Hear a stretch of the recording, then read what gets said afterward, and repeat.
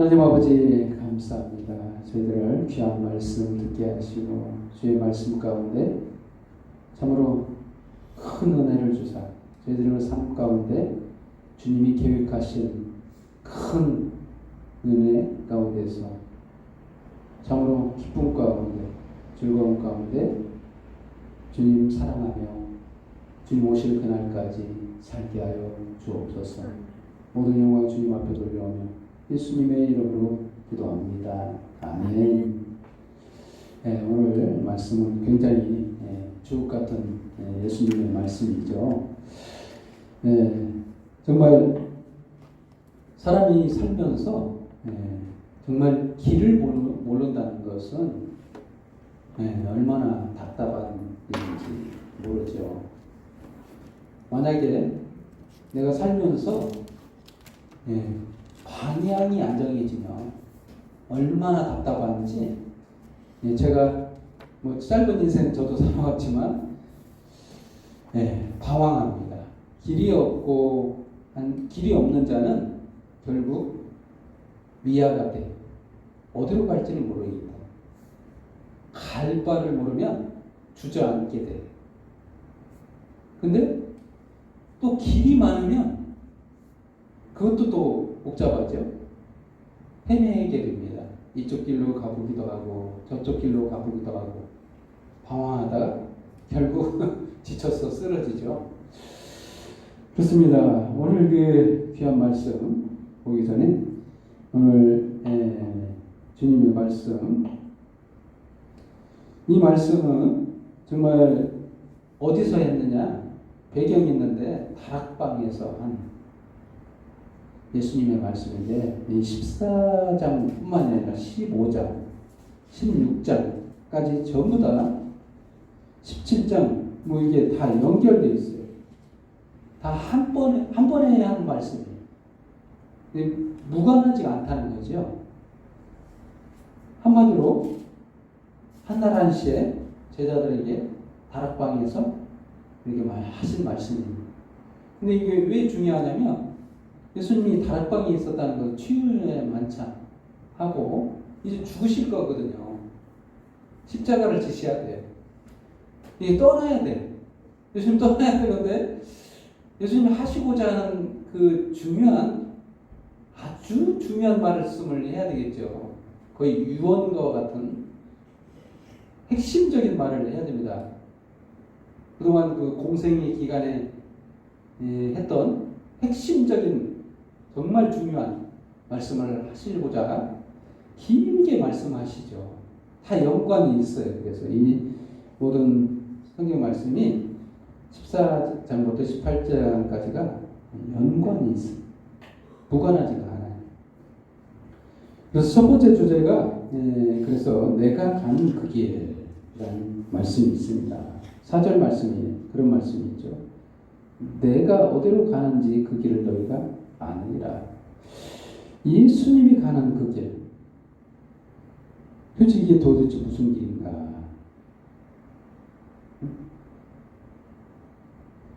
예수님이 가야만 하는 그 길, 이게 조금 전에 제가 말씀드렸죠. 십자가를 지시는 그 길을 말합니다. 왜 가야 되냐면 거처를 예비하려고, 나 있는 곳에 너희도 있게 하려고 이렇게 말씀하신 거죠. 정말 그런데 간다고 하니까 도마가 도대체 어디로 가는지 우리가 모르는데 이 말이 맞습니다. 사실은 도마가 한 말이 합리적인 말이에요.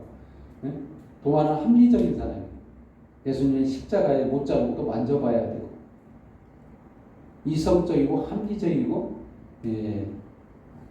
논리적이어야 돼요. 그래야 믿어지는 사람이에요. 도대체 어디로 간다는 거야? 이런 말이죠.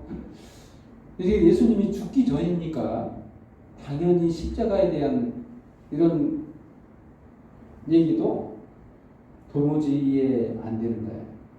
또한 성령께서 알려주시지 않으면 이 십자가의 길이 도대체 도무지 무슨 길인지 알지 못하기 때문에 정말 이 길은 예수님만 가실 수 있는 길이에요. 인간은 하지 못하는 길입니다. 인류를 죄에서 해방시켜야 되는 길이기 때문에 이거는 인간이 할 수 있는 길이 아니라 오직 예수님만 하실 수 있는 길, 그 길을 말하는 거예요. 네. 그래서 이 길은 중요해요. 오늘 19절 말씀에도 이런 말씀이 있죠. 조금 있으면 세상은 다시 나를 보지 못할 것이라도 너희는 나를 보리니 이는 내가 살아있고 너희도 살아있겠습니다. 이 십자가 죽으신 다음에 잠깐 못 본다 이런 말을 한 거죠. 또 16장 5절 말씀에도 이런 말씀이 있죠. 지금 내가 나를 보내신 이에게로 가는데 너희 중에서 나더러 어디로 가는지 묻는 자가 없고 도리어 내가 이 말을 함으로 너희 마음에 근심이 가득하였도다. 아버지께로 간대.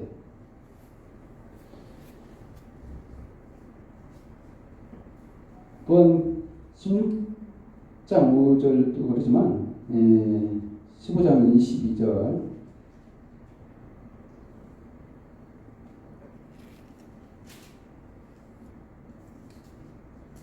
16장 21절이죠. 예수님의 십자가 죽으심을 이렇게 표현했습니다. 20절부터 내가 진실로 너희에게 이르노니 너희는 곡하고 애통하겠으나 세상은 기뻐하리라. 너희는 근심하겠으나 너희 근심이 도리어 기쁨이 되리라. 여자가 해산하게 되면 그때가 이러므로 근심하나 아기를 낳으면 세상의 사람 난 기쁨으로 말미암아 그 고통을 다시 기억하지 아니하느니라. 여자의 해산의 수고로 십자가의 고통을 표현했어. 맞는 말이죠. 여자의 그 해산의 수고는 십자가를 예표하고 있습니다. 그 고통,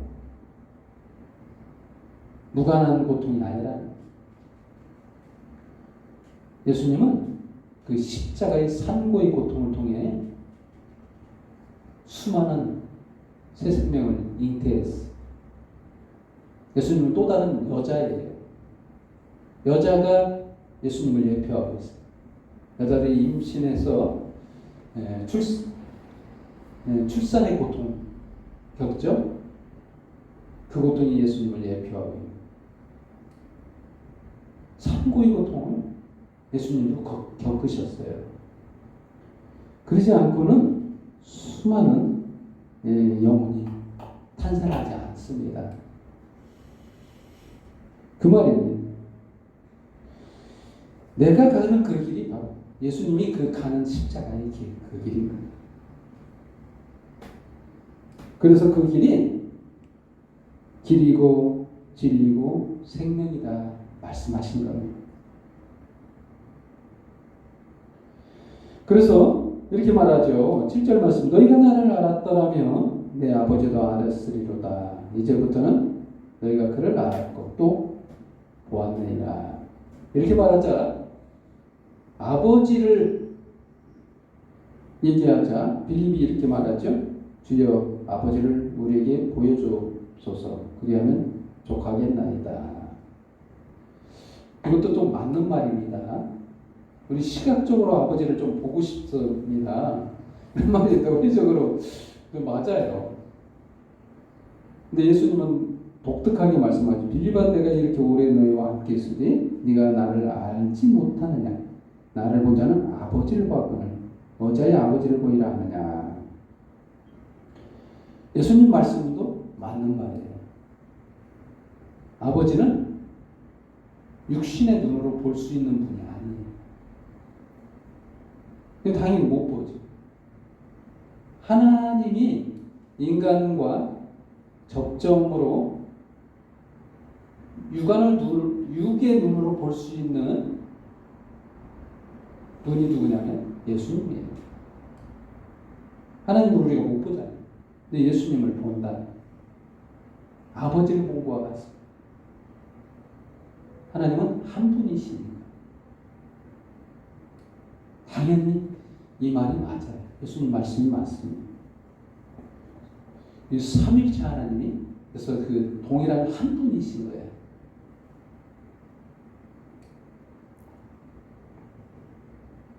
아버지를 본 것과 같은 거예요. 예수님 본. 그래서 내가 아버지 안에 거하고 아버지가 내 안에 계신 것을 네가 믿지 못하냐. 내가 너에게 이런 말을 스스로 하는 것이 아니라 아버지께서 내 안에 계시고 그의 일을 하시는 것이라. 동일하다는 거죠. 동일하신 하나님. 그래서 결론적으로 말하면 구하라는 거예요. 응? 이제 구하라. 아버지 얘기하고 그 다음에 구하라. 그 전에는 우리가 아버지의 곁을 떠나서 아들의 자격을 잃어버렸어. 아담의 범죄 이후로 부자지간에 연이 끊어진 거예요. 근데 예수님이 그 길을 걷고 나면 관계가 회복됩니다. 그래서 이런 말을 하는 거예요. 13절 말씀과 14절 말씀. 너희가 내 이름으로 무엇을 구하든지 내가 행하리니 이는 아버지로 하여금 아들로 말미암아 영광을 받으시게 하려 함이라. 내 이름으로 무엇이든지 내게 구하면 내가 행하리라. 이 말씀을 하신 거예요. 관계가 회복된다는 거예요. 십자가의 그 길을 걷고 난 그 후에는 너희가 이제 관계가 다시 설정되는데 부자지간이라는 거예요. 그래서 무엇이든지 구하는 게 아버지께 구할 수 있는 관계라는 거예요. 관계적으로 이해해야지 이 말씀이 무슨 말씀인지 알아요. 내가 원하는 거 다 요구하는 대로 채무자에게 요구하듯이 제출하는 그 개념이 아니라 부자지간으로 이해를 해야 돼요. 아버지에게 요구한다는 거예요. 자녀가 이거 필요합니다 했을 때 들어주는 관계가 됐다는 거예요. 관계 설정이 바뀌었다는 거예요. 회복됐다는 것을 말하는 거지. 이걸 뭐 내 요구대로 채무 이행하듯이 뭐 목록을 적어서 들어주세요 하는 개념이 아니고 관계가 바뀌었다는 거예요. 그래서 내 이름으로 구하라 이렇게 말씀하신 거예요. 내 이름은 바로 예수 그리스도의 이름이죠. 예수 그리스도의 이름이라는 건 하나님의 형상이잖아요. 바로 이 하나님 본인이잖아요. 그의 이름으로 모든 것을 하시겠다는 거예요. 이제 우리가 아들이 되었으면 구할 수 있는 거예요. 다 할 준비가 있어. 아버지는 아들을 위해서 다 줄 준비가 됐어요. 근데 우리가 아들 된 입장에서 뭘 구해야 할지를 몰라요. 도대체 뭘 구해야 돼? 모르니까. 길을 모르니까.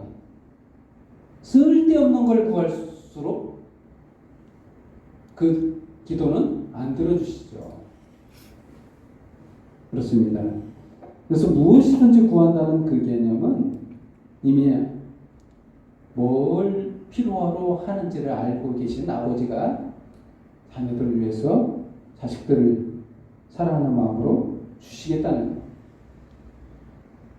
그 얘기인 겁니다. 그러면서 하시는 말씀이 너희가 나를 사랑하면 내 계명을 지키리라. 여기서 두 번째로 나의 계명.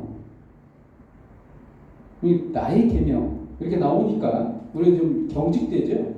계명 이렇게 말하면 이게 움츠러들입니다. 이 계명은 율법 아니에요.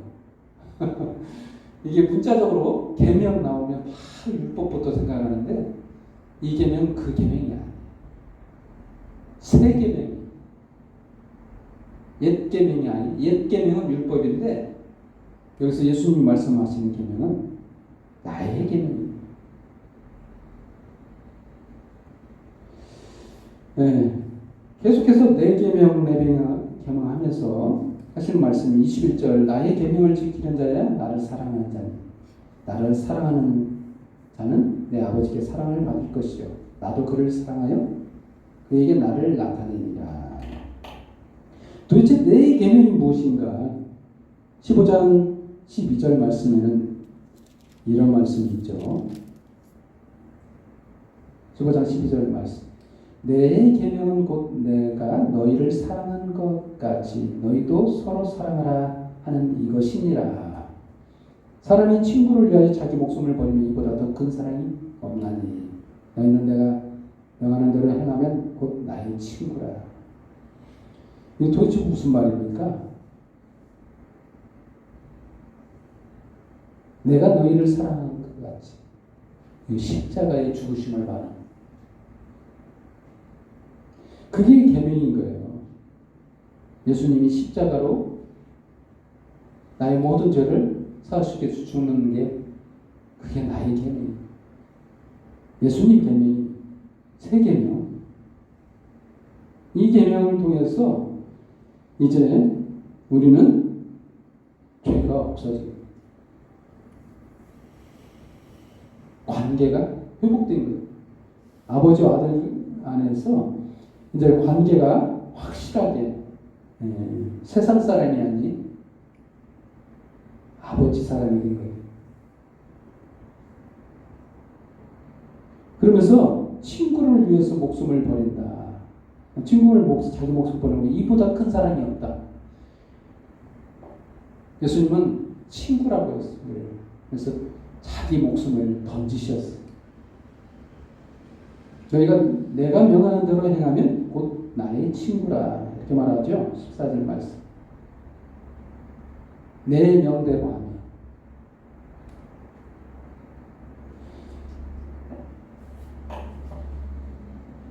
다른 말씀이 아닌 거예요.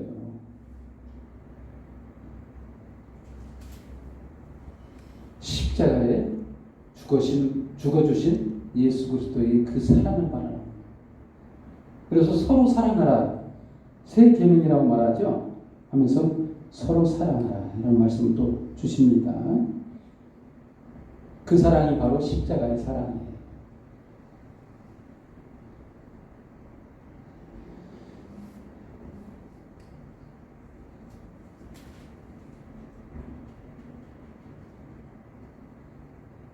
그러면 이 관계가 회복된 그 상태에서는 너희가 내 안에 거하고 내 말이 너희 안에 거하면 무엇이든지 원하는 대로 구하라. 그러면 이루리라. 우리가 무엇이든 이렇게 단어에 잘 속아서 내 해석대로 해서 내가 마음대로 구해도 되는가 보다라고 생각하는데 사실 이것은 내 안에 라는 말이 앞에가 단서가 있어. 바로 십자가의 그 사랑 안에서 관계가 회복된 아버지와 아들 관계 속에서 구하라는 거예요.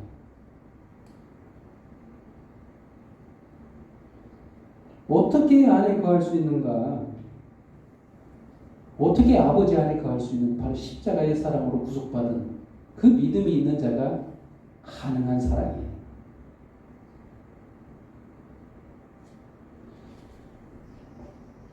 사실 이 무엇이든지 구하라는 말이 아니라 사실은 하나님이 원하시는 게 있어요. 가장 좋은 것을 알아요. 다른 어디 성경에 그러잖아요. 좋은 것을 주시지 않겠느냐. 아무리 악한 아버지도 자녀에게 줄 알거든. 하물며 하늘아버지께서는 좋은 것 주시지 않겠느냐 하면서 성령을 언급한 적이 있죠. 사실 이렇게 성령이 가장 중요한 거예요. 우리에게 있어서 우리가 영생할 수 있는 이유는 성령이 함께 하시기 때문에. 우리가 아버지와 함께 한다. 그 안에 함께 하나다. 이런 말을 할 수 있는 거 성령이 내주하시기 때문에. 저와 여러분 안에 성령이 거하시기 때문에 무엇이든지 구할 수 있는 거예요. 이제 뭔지를 알기 때문에.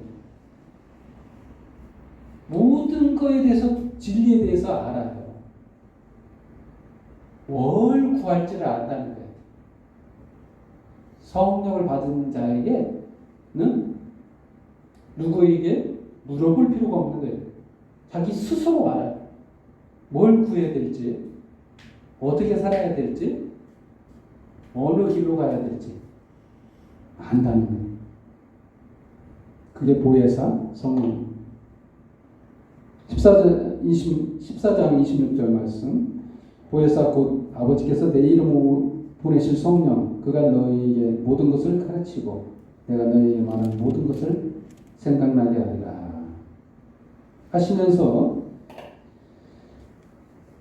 평안을 너희에게 끼치노니 곧 나의 평안을 너희에게 주노라. 내가 너희에게 주는 것은 세상이 주는 것과 같지 아니하니라. 너희는 마음에 근심하지도 말고 두려워하지도 말라. 여기서 세 번째로 나의 평안. 이 나의 평안, 세상이 주는 평안과 다른 나의 평안, 이 예수님이 주신 평안, 바로 그것이 십자가의 평안이에요. 도대체 그 평안과 십자가가 무슨 관계가 있나? 네, 본 말씀 아니지만 연관된 16장 33절 말씀을 보도록 하겠습니다. 이것을 너희에게 이르는 것은 너희로 내 안에서 평안을 누리게 하려 함이라. 세상에서는 너희가 환난을 당하나 담대하라. 내가 세상을 이기었노라. 세상을 이겼대요. 여러분, 그 평안은 어떻게 올까요? 완전히 판가름이 나야 평안한 거예요. 결정이 나야. 전쟁 중에는 평안하지 않습니다. 근데 감자가 나타나서 완전히 결판이 나가지고 결론이 나서 승자 패자가 결정이 나면 그때부터는 평안이 와요. 근데 예수님이 말씀하시죠? 이겼다. 내가 세상을 이겼다. 십자가로 승리한 것을 말하는 거예요. 끝났어요. 전쟁이 끝났다는 거예요. 대장끼리 싸워서 이겼다는 거예요. 상대편 대장이 죽으면 우리 이긴 거잖아요. 물론 국지전은 있을 수 있죠. 부분적으로 짧은 전투는 있을 수 있지만, 심지어는 그 전투에서 질 수도 있지만, 대장끼리 싸워서 이기면 이긴 거예요. 끝났어. 99.9가 이미 승리로 결정 나와가지고 전쟁이 종료가 된 시점이에요. 이러면 이겼다고 하는 거예요. 근데 예수님이 이겼잖아요. 뭘로? 십자가요. 십자가로 이긴 거예요. 그 평안을 말하는 거예요.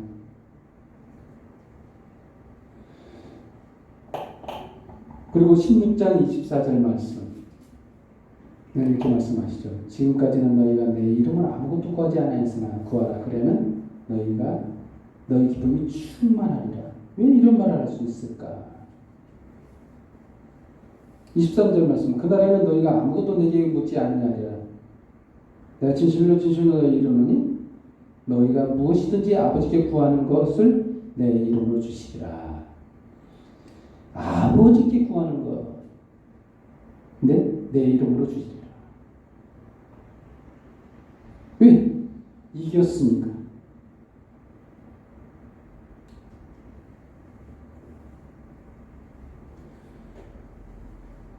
아들이 이겼어요. 전쟁 끝났어. 그 말인 거예요. 그래서 평안한 거예요. 우리들의 모든 죄책이, 죄값이 지불되었잖아요. 십자가에서 다 지불되었다. 이제 끝났어. 심판받을 일도 없고, 책망받을 일도 없고, 죄에 대해서 더 이상 문책받을 것도 없는 그런 완전한 자유인이 됐다.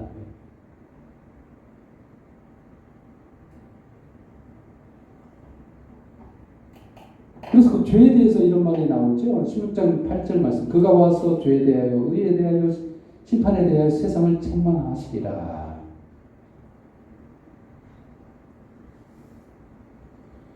그렇습니다.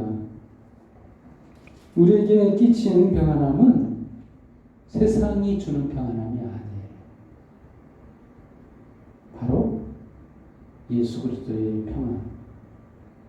그래서 예수님이 부활하시고 나서 제자들 앞에서 나의 평안을 너에게 주노라 이런 말씀하시죠. 이 평안만은 행복한 거예요. 이제 아버지를 아버지라 부를 수 있는 자격이 주어졌어요. 이보다 더 행복한 게 어디가 있어요? 이런 평안함이 어디가 있어요? 달라는 대로 주시겠다는 아버지가 계세요.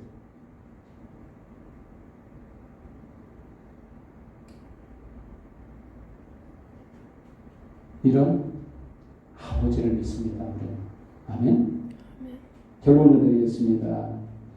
내 이름으로 구하라. 바로 예수 그리스도의 이름으로 구한다는 것은 이런 거예요. 아버지가 우리를 위해서 준비한 모든 것들을 예비해 두셨고 이제 우리가 기도하기만을 기다리고 있어. 원하는 것 주겠다는 거예요.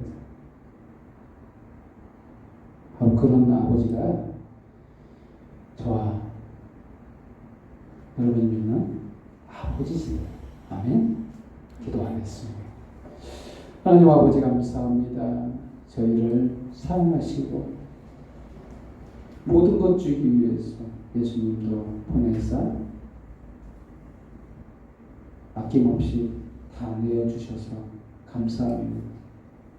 참으로 주님의 그 크신 사랑 그 안에서 기쁨을 누리고 평안함을 누리고 오직 주의 이름을 부르며 주님 찬양하고 경배하고 홀로 영광을 받아옵소서. 예수님의 이름으로 기도합니다. 아멘.